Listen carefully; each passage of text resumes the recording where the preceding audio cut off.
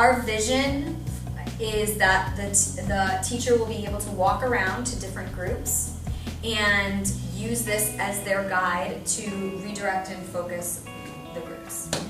So they can be more of a facilitator of active learning rather than really just telling the students what to do.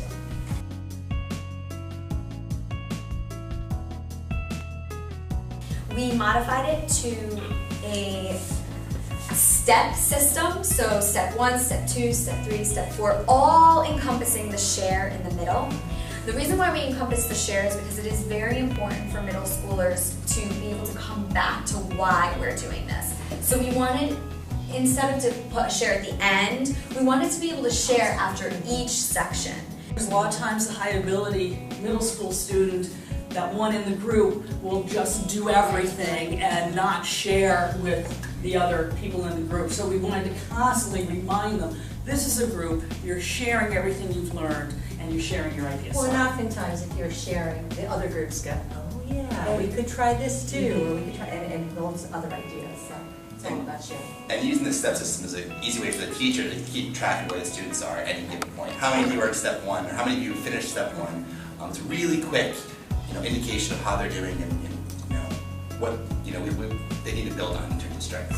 Middle school is kind of a funny time because parents will take their kids out of school for week-long vacations. The kids get sick a lot because they're doing so many activities, and we wanted to have a system where if a student was sick or absent, that they can just jump in to a different step. Or we can tell them, well, your group is now at step 2. For homework, you need to do from step 1 to step 2.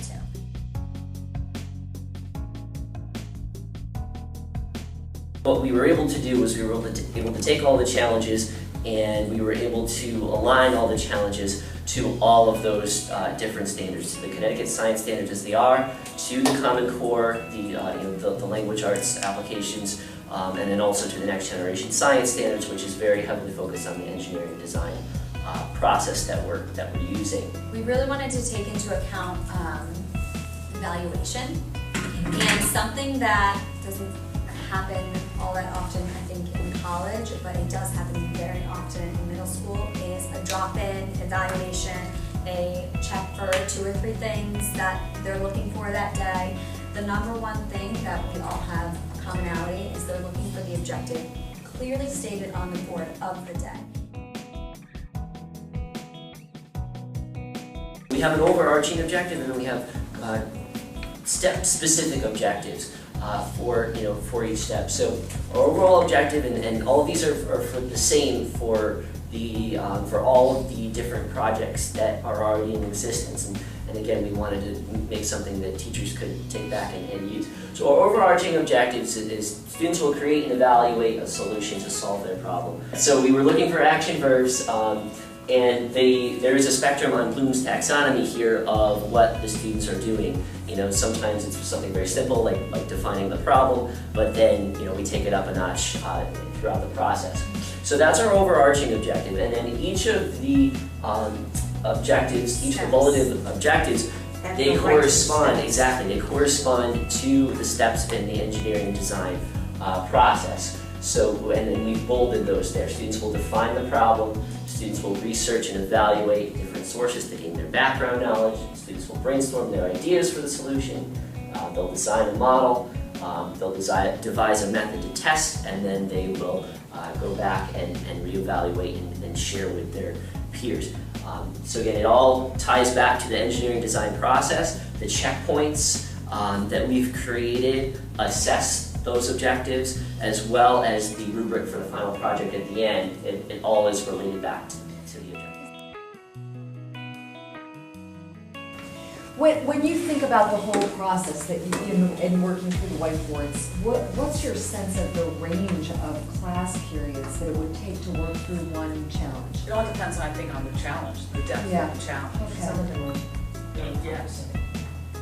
And it depends on, you know, when you start this process with middle schoolers, you have to guide it a lot more. So, you know, the first one time might, through is, yeah, and then you can let go a little more. So it all depends on what the challenge is and where you are in the process with the students. And to some extent, how much time you can give it.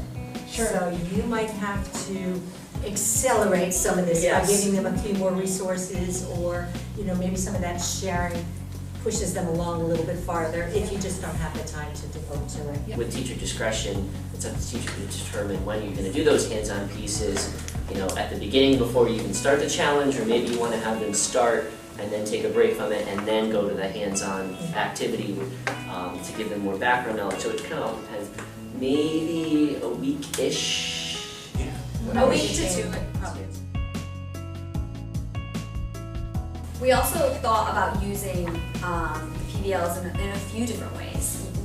In middle school, a lot of times there is opportunity for enrichment, where students will be doing something, I don't want to say on their own, but you know, if they finish something early, say, instead of, I don't want to say the word punishment, but we all laughed that that Matt had to do extra math work when he was in middle school, and he, you know, hindered himself from really moving forward because he didn't want the extra math work. And so we thought this is a wonderful way for students who finish early to have something going on that doesn't seem like they're being punished, or doesn't seem like that's an extra worksheet. This is something that challenges them, and they really grab a hold of it, make it their own, and really have you know, something that they like to go back to. It can be ongoing.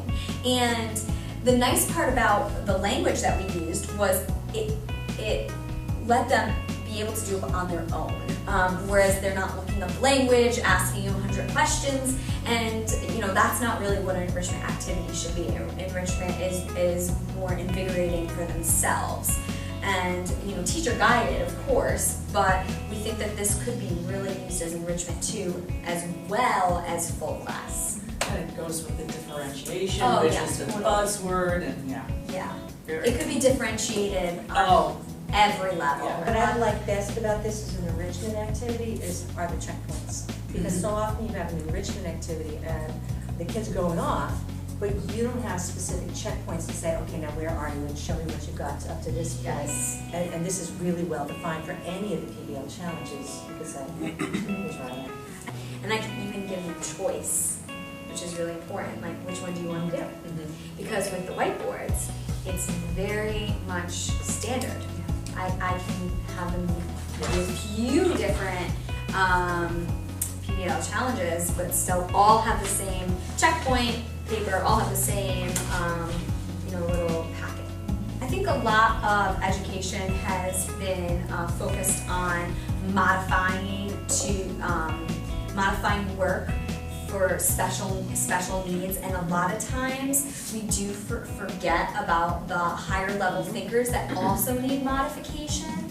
And so we have this spectrum, and this is perfect for those students where they really are looking for something to make their own, maybe like an independent thing.